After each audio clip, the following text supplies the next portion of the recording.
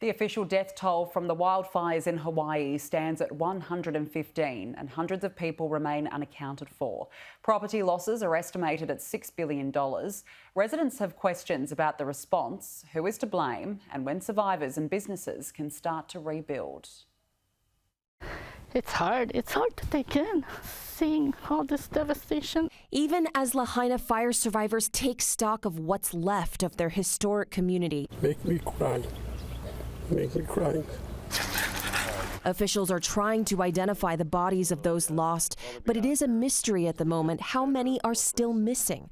Right now, they're investigating about 100 missing person reports. I'm like, oh, okay, today's going to be a good day. I'm not going to cry. You hug the first person, and that's all you want to do is cry. Kalaya Asuela says her Lahaina home is still standing, but has no idea what condition it's in. She's with her family in temporary housing, not living, she says, just existing. I don't want to be angry and I don't want to be upset, but nothing's moving. The number of dead stands at 115, a number that hasn't moved in 10 days. Active search and rescue is over, as federal agencies are now working to remove hazardous materials and debris to make it safe for families to return to their neighborhoods. Most Lahaina students have to either enroll at other schools on the island or take virtual classes at least until mid-October.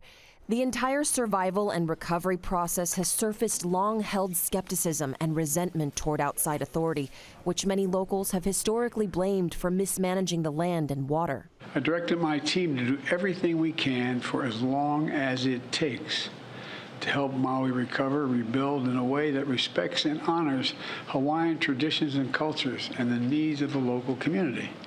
We're not going to turn this into a new land grab. But who has he talked to? You know, who has he really sat down with and said, what is it going to take?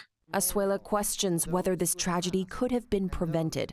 Residents in the county of Maui are suing Hawaiian Electric, accusing the utility of not properly maintaining power lines that remained energized leading up to August 8th.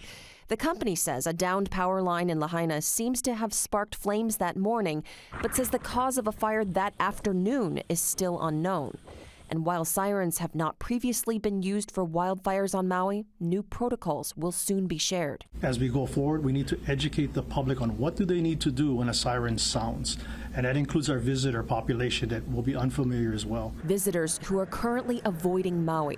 The Hawaii Tourism Authority says they're losing $9 million each day, with a steep drop in daily passenger arrivals to the island. And local businesses are laying off employees. We've had people cancel their reservations all the way through December of this year. Air Maui has laid off 7 dispatchers. Its 7 pilots used to fly more than 24 trips a day. Now they take turns making 1 or 2 flights a day.